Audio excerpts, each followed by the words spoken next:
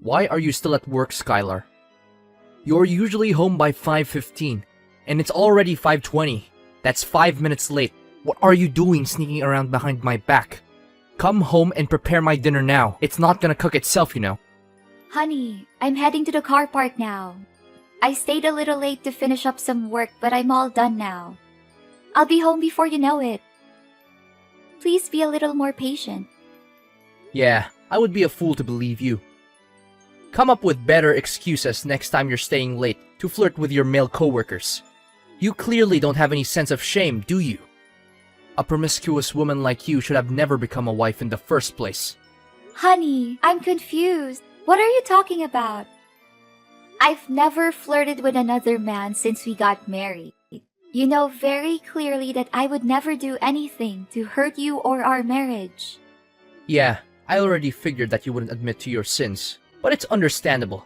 The guilty flee when no man pursueth. That's what they always say. I guess honesty is not one of your family traits after all. Please, Thomas.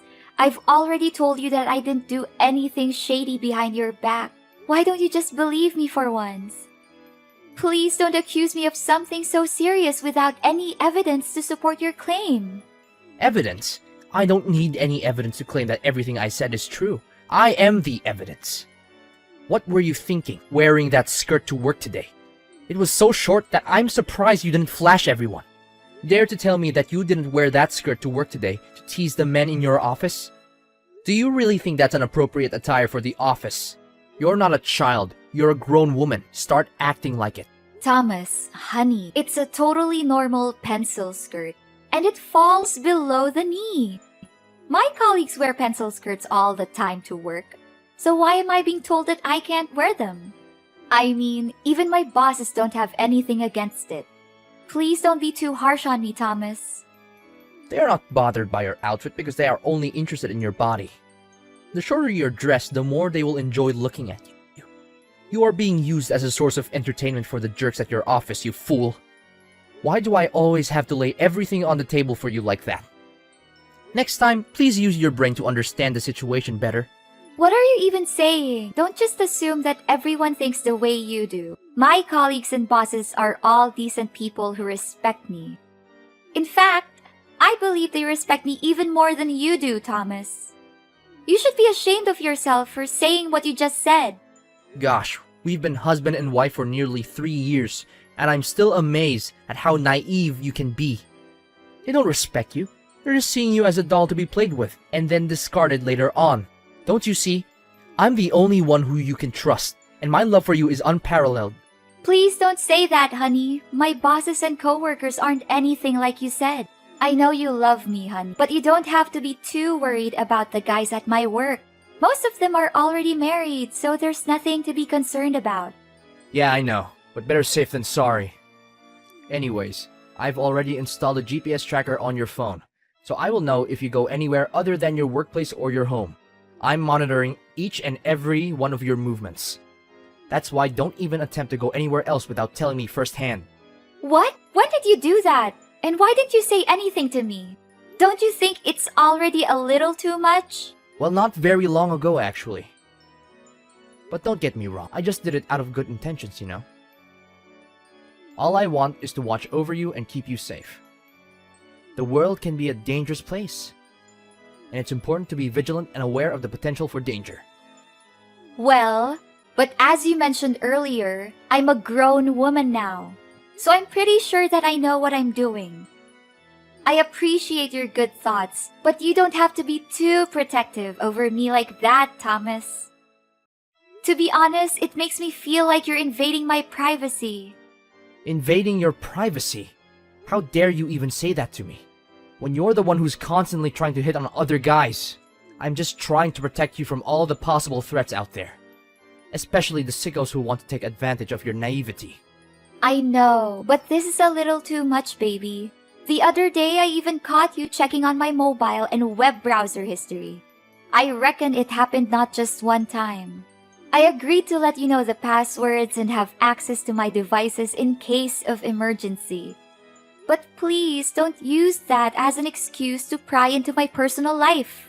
I appreciate your care and concern, But I need you to respect my privacy as well. So now I'm getting berated for trying to protect you? Well, maybe I should just neglect you like my friend John did to his wife. Now look where they are now. They're fighting in court because John's wife accused him of not taking enough care of the household and ignoring her feelings. And you're just here being ungrateful and taking my kindness for granted. Honey, I know you care about me and want to keep me safe, but I feel like you're trying to micromanage every little thing in my life. We're married and we should be able to trust each other. I don't want to spend the whole day feeling like I'm being watched or tracked. So now you're calling me out for taking care of you, huh? You're accusing me of controlling your life. If I was trying to control you, you would be staying home 24/7 instead of walking around and talking down to me like this. What are you saying, honey? I'm talking to you with the utmost composure that I can have. However, don't you think it's a little unfair that you didn't even let me go out with my friends or colleagues? I'm not even allowed to go to family gatherings either. Why do you get to do all kinds of things you want and I don't? Hey, don't aggravate everything and try to guilt trip me like that. I never said that you couldn't go. In fact, it's you who chose not to do that. I didn't go because I knew you would bombard my phone with numerous texts and calls. I know you're coming from a place of love, but I need you to respect my boundaries too. I need to be able to go out with my friends without feeling like I have to check in with you every hour. I need to be able to go to work without feeling like you're going to call me every 5 minutes to see where I am. Fine, I'll leave you in peace if you wish so. Before marrying you, I used to have girls lining up at my doorstep begging me to go out with them. I'm a successful, good-looking business executive who ticks off all the boxes of an ideal man. And you're nothing but an ordinary office clerk. Honestly, I could have left you any minute if I wanted to, but I didn't because I love you. I chose you to be my wife, so you should be more grateful for what you have. Skylar, get home immediately. Explain to me, why am I not seeing you at home yet? It's already past 8. Are you gonna leave me here all night waiting for you? Honey, I mentioned earlier today that I'll be attending a farewell party for my former boss who is retiring. It would be totally rude and inconsiderate of me to decline, so I'll be going. I'm sorry, I won't be able to cook dinner tonight. You can order takeout or go out to eat, whichever the case. Besides, I know you're tracking my phone, so you can already know that I'm not going anywhere I shouldn't be. I know you already texted me, but did I agree to let you go? No, so now my approval doesn't even matter anymore. Now you just think that you can do what you want without checking with me first, huh? I'm only nothing but a complete stranger in your eyes, correct? I didn't say that, honey. I'm not sure where you got that idea, but it's simply not true. Please don't put words in my mouth, and please don't be too vigilant about my schedule. I'm your wife, not your enemy, to be tracked down nearly 24 hours a day. Good questioning. But what forced me to become more vigilant, huh? It's you. You're the one who's full of tricks and always wants to deceive. Thomas, you know I would never do anything to mislead you. Are you sure? What about that time you tricked me by giving your phone to your coworkers so that you can sneak away to your sister's house without me knowing about it? What? I didn't do that. Please don't accuse me of something I didn't do. You didn't do it? Are you sure? Do you want me to call that coworker over to our home so we can have a fair and square confrontation between the three of us? What's his name? Oh, Oscar, if I'm not mistaken. Judging by the look on his face, he's more than thrilled to help you cover your dirty deed. Need I send you a picture of you handing over your phone to Oscar as proof? How did you figure that out? Well, it's not that difficult, really. I just hired a private detective following you everywhere you go. In fact, I've even bribed some of your coworkers to keep me updated about you. It's really quite clever if I do say so myself.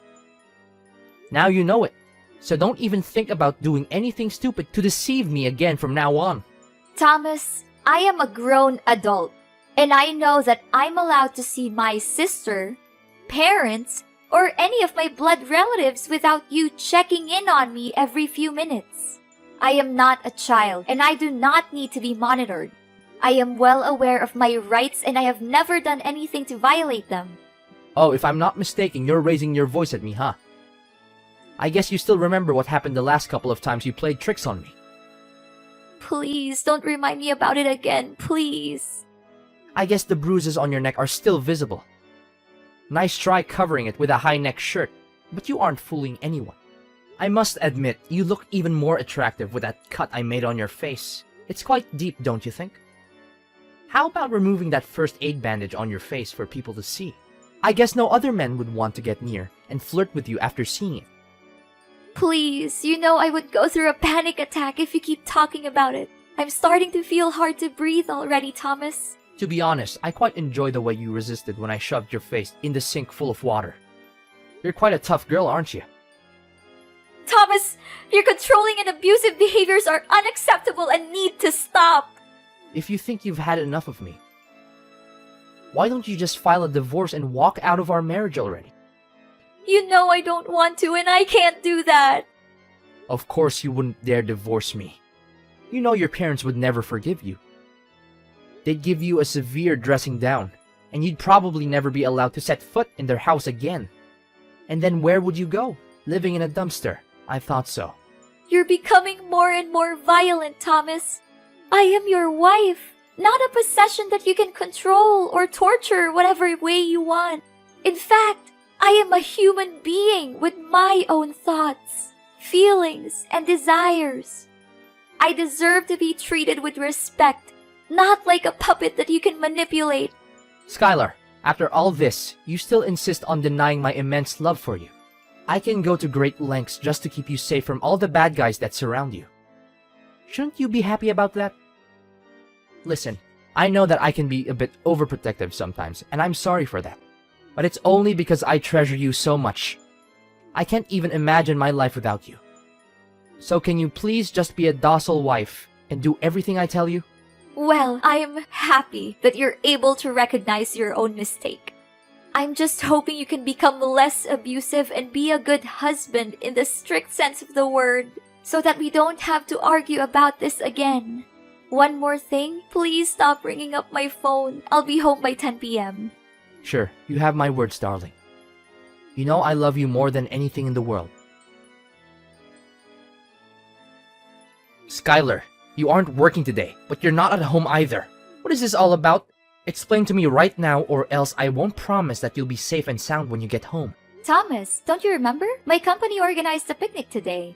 I'm on my way to the picnic site to lend a hand in the preparations for the event. I thought I already gave you my working schedule for this month, so you should be able to find out about it yourself. Picnic, huh? Oh, I see. Are you sure you're not lying again this time? Listen, I don't want to get tough with you, but if I find out that you've been up to something behind my back again, I'll make sure that you'll regret it for the rest of your life. I know, Thomas. I'm well aware of that. I'm sorry for disobeying you the last couple of times. But all I wanted was a little bit of fresh air, you know? Our marriage has become more and more like a burden to me. Look, honey, I'm so sorry if I make it feel that way to you.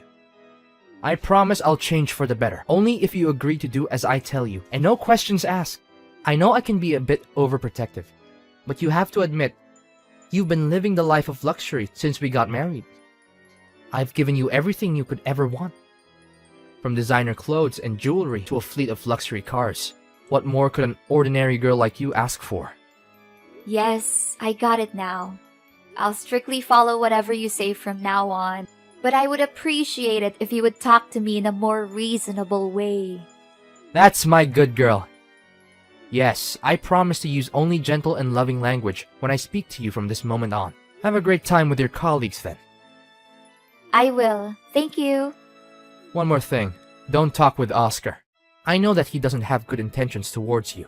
In fact, his eyes were glued to your chest every time he looked at you, which even further claims that he's nothing but a perv. I only met him one time, and I already dislike him.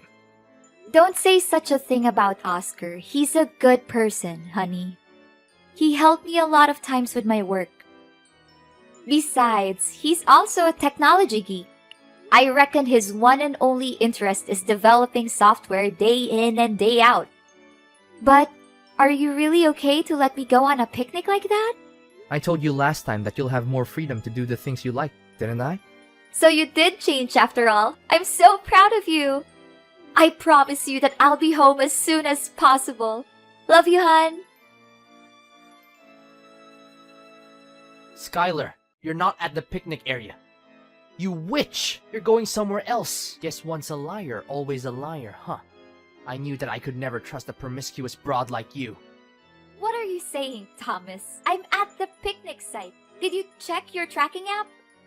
How could I even trust that stupid app anymore? You're just gonna hand your phone to someone else and ask them to bring it along to the picnic site? I'm not that easy to fool. Don't even think about using that trick on me again. Well, last time, you said that you bribed my coworkers so that they can inform you immediately if I make any suspicious activity. Why don't you ask them now? You even said that you even hired a private detective to keep an eye on me whenever I leave the house, correct? Just contact them and ask where I am now. But they're all claiming that you're at the location where the picnic will be held. They even sent me pictures of you as proof. Wait a minute. Did you give them some money so they can turn their back on me and take your side? I can tell for a fact that these people are definitely lying. Why are you so sure about that? Because I'm in your trunk, idiot. I have been tracking you off since the moment you set foot out of the house. What? You're in my car trunk? Are you out of your mind? How could you come up with such a crazy idea? It's you who forced me to do this. You leave me no choice. You're getting better and better at concealing your lies. The location you shared with me on the tracking app shows that you are at the picnic site. But my phone's location tracking indicates that your car is heading to a different direction. This can only mean one thing. You're lying to me. Again! You handed someone else your phone to deceive me into believing that you're actually going to the picnic. But in reality, you are covertly absconding to engage in infidelity. Thomas, please think more rationally, will you? You already checked with the detective and my colleagues, and they all confirmed that they see me at the designated spot for the picnic. What else do you want? Do you need me to personally take some pictures of myself and send them to you? That's impossible. My phone's tracking has never been wrong before. But how can you drive the car and be at the picnic at the same time? Something is definitely out of place. Oh, Thomas, you think you're such a genius. But I just proved that you can be easily misled by a little child's game. What? What are you saying? Quit fooling around with me. I'm not in the mood for that. Can you see? It's not me who's driving the car. Oscar is helping me drive it. I'm actually at the picnic place just like I told you. I knew you pretended to go to work, but in reality, you were hiding in my car trunk to follow me around. That's why I called Oscar over and asked him to replace me and drive my car. After that, I used Oscar's car to drive to the picnic location. Great plan, isn't it? You what? How did you figure out that I was in your car trunk? That's impossible. I'm sure I covered my tracks very carefully. I even erased every possible trail. Thomas, this time it's your own skepticism that betrayed you. Do you remember the last time you demanded a couple pictures of myself to prove that I was at the company? Oscar helped me attach a spyware to that file. When you downloaded the file on your phone, the spyware allows me to access your phone's GPS and track your location. That's how I found out about you hiding in my car trunk. What? So you've been spying on me this whole time? That's unacceptable. Do you know what's even more interesting, Thomas? Oscar is driving you directly to the police station. I'm not afraid of you anymore. You will soon be held accountable for your crimes. What crime? I haven't done anything wrong. The scars and bruises on my body are a testament to your violence. Not only that, the emotional damage you inflicted on me is just as real as the physical damage. You loved me so much that you tortured me and treated me like a possession. Honestly, it disgusts me every time you say that you love me. Tell your friend to stop the car and let me out. I'm not kidding. I'll make you pay a heavy price for double-crossing me. Forcing someone to go to the police station is a crime, you know. Fine, I'll tell Oscar to let you out of the car trunk. In the end, we just wanted to frighten you a little bit. But I advise you to prepare for our next meeting, which will take place in a court of law, of course. You may get away with this now, but you will not be able to escape what is coming for you next. For a long time, Thomas was verbally and physically abusive towards me. I had tried to leave him several times, but he always found a way to manipulate me into coming back. With the help of Oscar, I finally gathered the strength to leave Thomas for good. I filed for divorce and pressed charges against Thomas for domestic abuse. The trial wasn't easy, but I was determined to tell my story. I testified about the years of abuse I had suffered, and I even showed the jury the scars that Thomas had left on my body. In the end, the jury found Thomas guilty, and he was sentenced to prison. After years of living in fear of Thomas, I am now completely free. Oscar has been a great help in my journey to heal from past trauma.